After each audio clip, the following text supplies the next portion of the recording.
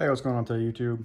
Today we're taking a look at a Sig Sauer P365. It's a 9mm, and this is their SAS, which is their perfect CCW solution for the real world. You can see here, it is a 9mm. It's got a 3.1-inch barrel. It's the SAS in black. It's a striker fire with the FT bullseye sight, polymer grip, and two 10-round steel mags. And this one was produced real recently. So here's what's coming in the box. Opening it up, spin it around real quick. Here's the paperwork. We'll go through that in just a moment. It's a little bit less interesting than the main gun.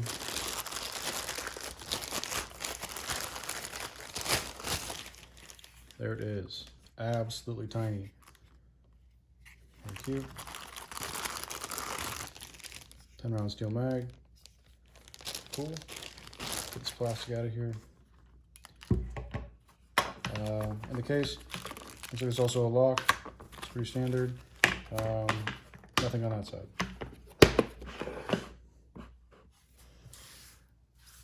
It's pretty boring. Won't look at the paperwork just yet. Okay, so here is a Sig Sauer P365 SAS. It comes with a little chamber flag. It's nice.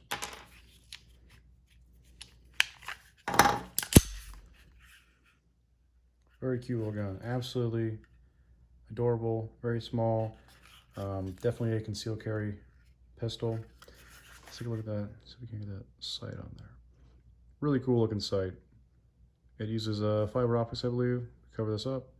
Yeah, so it's pulling in ambient light in order to make that happen.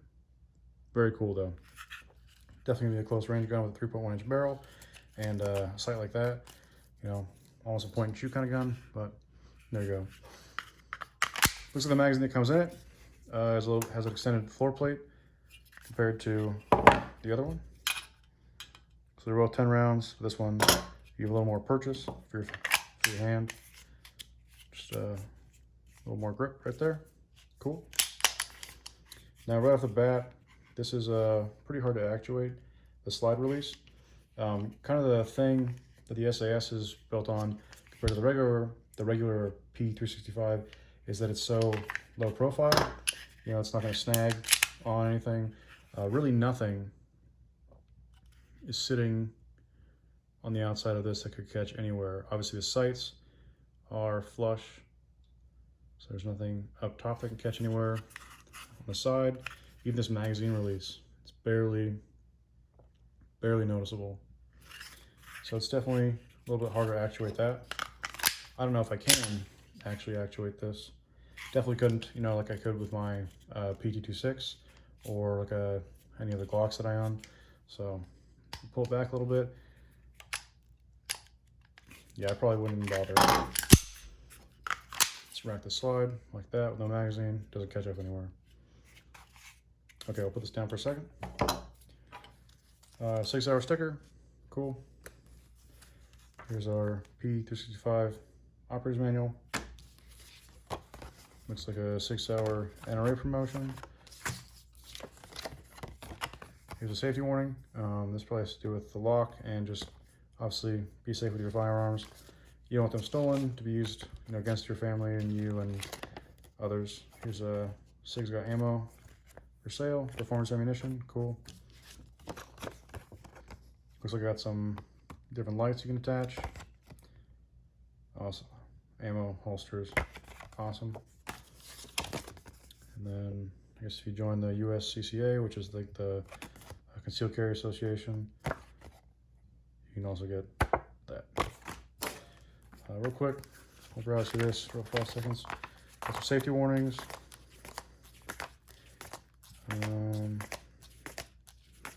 Pretty boring. Table of contents. Not a lot here that I'm super curious about, but if we run into any issues, we'll come back to it. I'll get out of the way for now. Okay, so this is different than my PT26s. This looks like you need a small driver of some kind in order to pull it apart. So I'll try and break it down.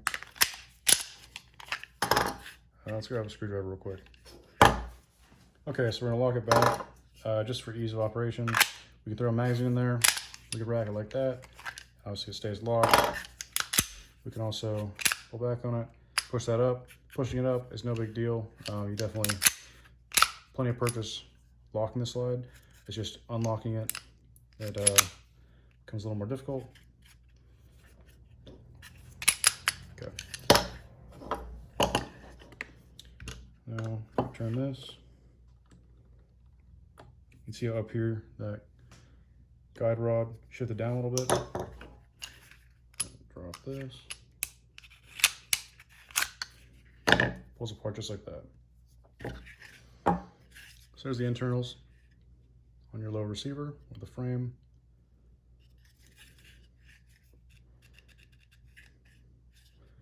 What we don't want to do is have that shift back into the locked position, so be aware of that. It needs to stay parallel to the ground.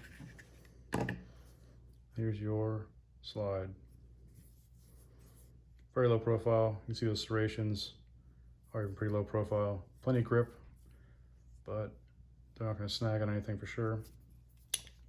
Here's your little baby guide rod and recoil spring. Adorable. Here's a barrel, 9mm, very short. Here is your slide. Again, there's that, line that up. I think it's a really cool sight. Having the fiber optics in there, having the glow, pretty cool. We'll have to get back to you how it works with low light settings, but there it is. There's a striker fire plate. There's the front of it. All right, put them back together. Take your barrel, just drops back in, really simple. No big deal. This flat bit here, which is the smaller of the two, it's gonna fit right there. You can see there's a small little groove where it's gonna kind of sit in. So push it to the front first, it sits there, just push it in, no big deal. All right, now line these up. I'll make sure that that is all in line. Push together. Okay, we'll lock it back. And we'll readjust this. That's perpendicular to the deck. Ready to fire. Very easy to operate. Trigger's not bad. That's all just take up. There's almost nothing there. And then, I mean, it's a little gritty, but this is a self-defense gun, so if you're shooting at someone who's right there, you're probably pretty confident you're pulling the trigger. Cool. All right, I'll read off some specs real quick, and that'll be about it.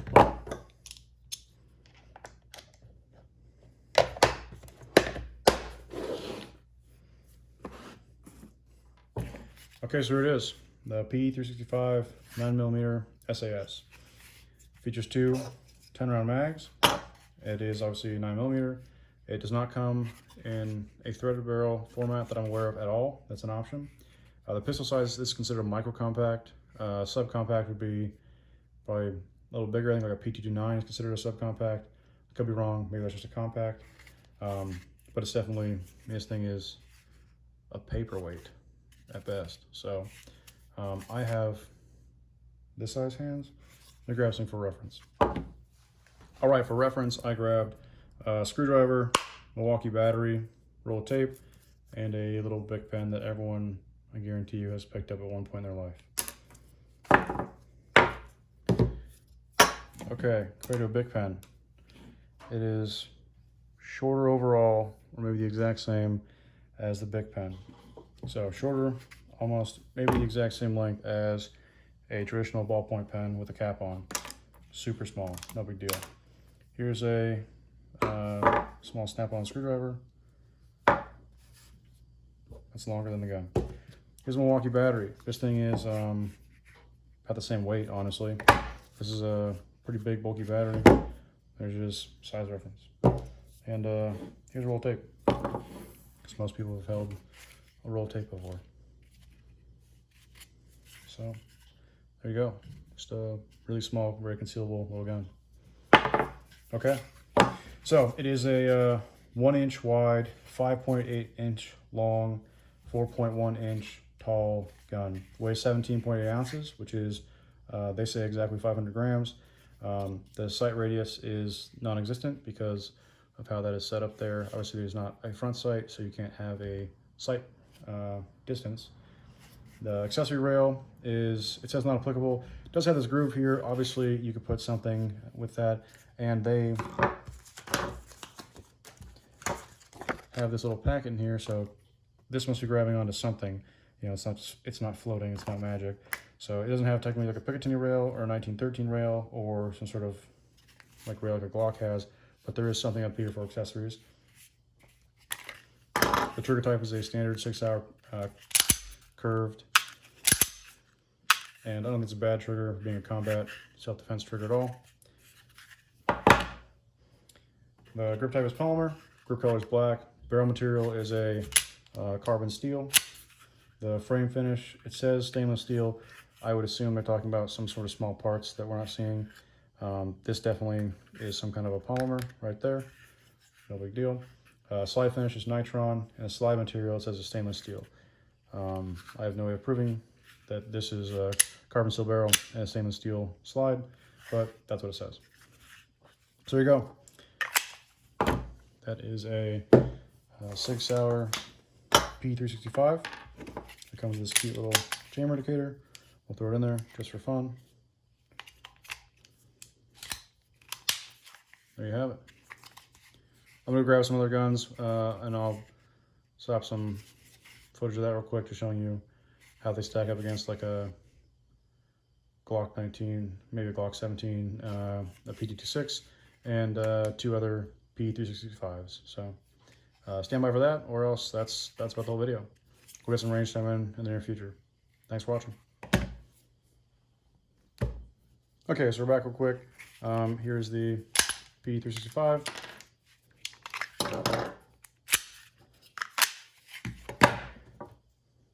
Here it is compared to a Glock 17. This is a full-size pistol with a threaded barrel. You can see how much smaller it is overall. You can see width-wise.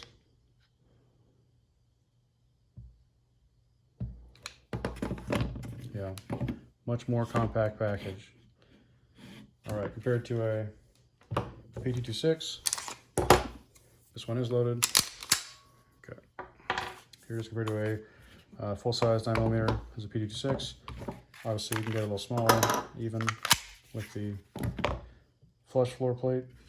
There it is compared to the PT26, full-size 9mm. See a lot wider there too. The Sig's definitely, the PT26 is a lot wider.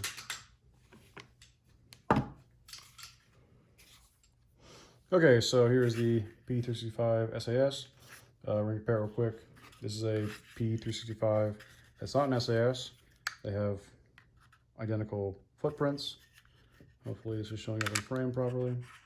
Obviously the only big difference you're gonna see here is the sights. Other than that, pretty much identical guns.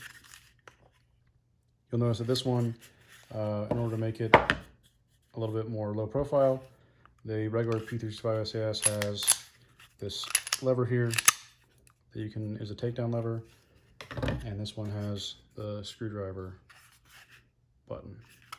Not a big deal. So here is the 365 SAS with the 10 round with like little pinky extension. Here is the 365 compared to that. So the flush fitting one. Okay. Now this is a 12 round. You can see how much larger that gets there.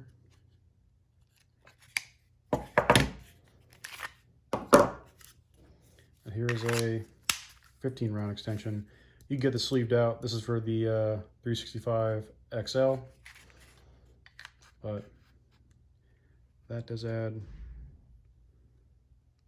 quite a bit of length. Sorry, I got P365s everywhere. Okay, here is the P365 XL.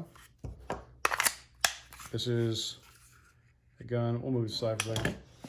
These two guns compare to each other. This is a Glock 19. It's a Gen 3. This is 15+1 right here. And this is 15+1 right here. The only dimension, I mean, look how fat and chunky that Glock 19 is. And the only thing that technically is better on the Glock is going to be the overall height, because this thing's so thin, the 15 plus gets a little bit longer, but that's about it. Glock 19 compared to the SAS in the smallest configuration, which is the Flush 10. No contest, definitely slimmer.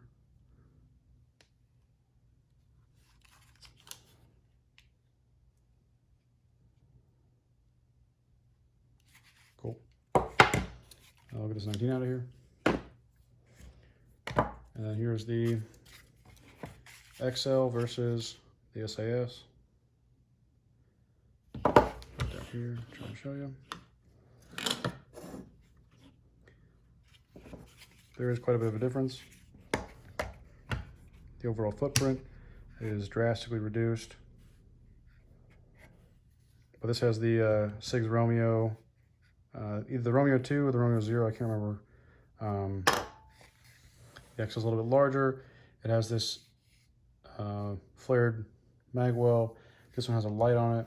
It is definitely a larger gun, but they're both super compact little things.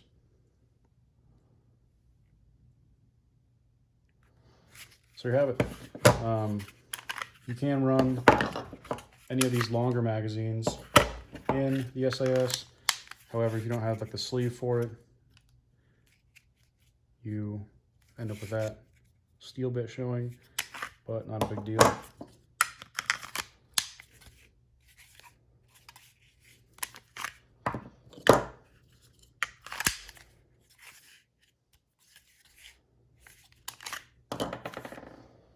Cool.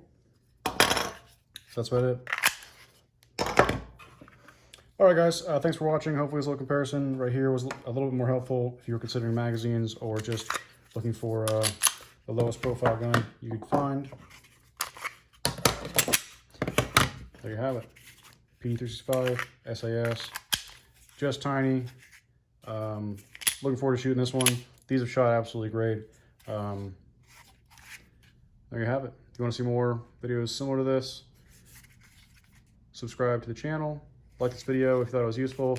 If you have any questions or comments, obviously we have a little bit of stuff here we can pit it against. So if you're looking for more info, we'll try and help you out. Thanks for watching.